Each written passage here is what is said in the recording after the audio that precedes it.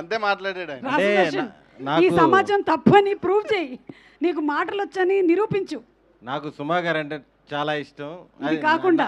నాకేంట్లే ఊహ తెలిసిన వాళ్ళకి మాట వచ్చిన అందరికీ ఇష్టం. కానీ ఈరోజు నాకు సుమా గారు అంటే చాలా గౌరవం వచ్చింది. ఎంతసేపు అసలు స్టేజ్ మీద ఏం చేయాలో అర్థం కావట్లేదు. వీళ్ళేమో ఉండమంటున్నారు, అటు ఇటు తిరుగుతూ ఉన్నాను. ఈరోజు చాలా గౌరవం వచ్చింది నాకు మీరంటే. అర్థం చేసుకున్నావా? ఆ, ఇదిగో మనకి మన శేఖర్ గారు వాళ్ళకి ఏమి ఆ, ఇవ్వలేదు ఇందాక. శేఖర్ గారు ఎక్కడున్నా స్టేజ్ మీదకి రావాలి. వంశీ శేఖర్ గారు ఇద్దరు తెర వెనకే కాదు, తెర ముందు కూడా మీరు ఉండాలి. మీరేంటో బయట ఉంటున్నారు. Car number 342. కార్లు ఇంకా తీయలేదా మీరు? ఒక పని చేయండి, వాళ్ళే తిప్పుకొని వెళ్ళిపోమనండి. ఎంతమంది పెట్టారంటే కాన్ఫిడెంట్గా అదే పార్కింగ్ అయి ఉంటుంది. సరే మాట్లాడి. ఆ, ఆ, ఇక్కడికి వచ్చిన సినిమా లవర్స్ అందరికీ, ఫ్యామిలీ మెంబర్స్ అందరికీ thank you for coming. Godavari గట్టు పైన ఫైనల్గా 8th రిలీజ్ అవుతుంది. రేపు ఈవినింగ్ ప్రీమియర్స్ పడుతున్నాయి. ఇప్పుడు దాకా సినిమా గురించి మేము రకరకాల ప్రమోషన్స్ అవి ఇవి చేసాము.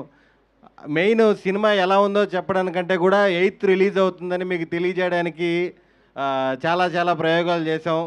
సుమంత్ ప్రభాస్ తెలుసుగా మనోడు ఇంక ఐడియాలు రకరకాలుగా చేశాడు. ఈ సినిమాలో అంటే మేము థ్యాంక్స్లు అందరం లాస్ట్ అన్ని ఈవెంట్స్లో చెప్పేసుకున్నాం. మా టీం గురించి, డైరెక్టర్ గురించి, మన ఎడిటర్ గురించి, నాగవంశీ గారి గురించి, అందరి గురించి. ముఖ్యంగా మా అందరికీ హార్ట్ఫుల్గా అనిపించింది ప్రొడ్యూసర్స్ అభినవ్ గారు. ఈ సినిమా ఓకే చేసినప్పటి నుంచి కూడా మామూలుగా ఈ డైరెక్టరు, ఈ హీరో అన్నాక ఒక బడ్జెట్ ఫిక్స్ అవుతారు.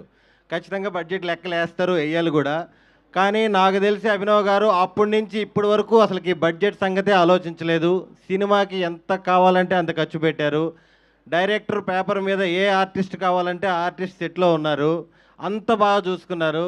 మాకు నిజంగా హార్ట్ఫుల్గా చెప్తున్నాం, ఇలాంటి ప్రొడ్యూసర్స్ ఇండస్ట్రీలో ఉండాలి. చాలా చాలా సినిమాలు తీయాలి. ఈ సినిమా మంచి హిట్, రెడ్ పపెట్కి చాలా మంచి పేరు రావాలి, ఇండస్ట్రీలో నిలబడిపోవాలని మనస్ఫూర్తిగా కోరుకుంటున్నాము.